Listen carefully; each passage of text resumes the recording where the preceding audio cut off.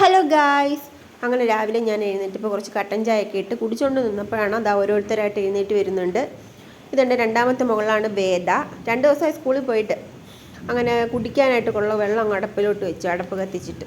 അതിനകത്ത് കുറച്ച് ജീരകമാണ് ഞാൻ ഇന്നിട്ടത്. സാധാരണ ഒന്നും ജീരകവെള്ളം അല്ല, മാറ്റി മാറ്റി പിടിക്കും.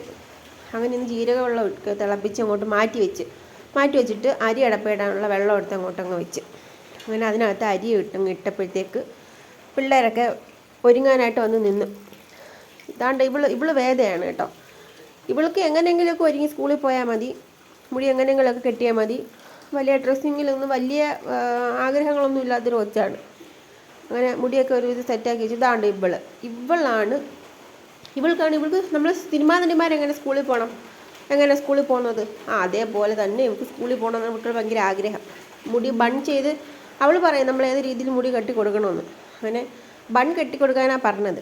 അവസാനം അത് ബണ്ണായോന്നൊന്നും എനിക്കറിയത്തില്ല. എൻ്റെ അറിവിൽ ഒരു ബൺ പോലെയൊക്കെ കെട്ടി ഒരു ഇതൊക്കെ സെറ്റാക്കി കൊടുത്തോണ്ട് ആ ഫ്രണ്ടിലോട്ട് കിടക്കുന്ന മുടിയുണ്ടോ അതൊക്കെ അങ്ങനെയൊക്കെ ഇട്ടിട്ട് വേണം സ്കൂളിൽ പോകാനെന്നൊക്കെയാണ് ആൾ പറയുന്നത്. പിന്നെ അവൾ പറയുന്നത് എല്ലാം ഒന്നും ഞാൻ ചെയ്ത് കൊടുക്കത്തില്ല. അതുപോലെ ഇതാണ്ട് ഈ ബെൽറ്റും കാണിച്ചുകൊണ്ട് നടക്കുന്നത് അതെൻ്റെ മോനാണ് കേട്ടോ, പേര് വൈഷ്ണവ്. അവന് കളർ ഡ്രസ്സാണ് ഇട്ടിരിക്കുന്നത്, എന്നാലും അതിൻ്റെ മണ്ടേ കൂടെ അവന് യൂണിഫോമിൻ്റെ ബെൽറ്റ് ഇട്ടുകൊണ്ട് പോകണമെന്നാണ് അവൻ പറയുന്നത്. അങ്ങനെ ഒരു ഇതൊക്കെ സെറ്റാക്കി ഒരുക്കി സ്കൂളിൽ വിട്ട്.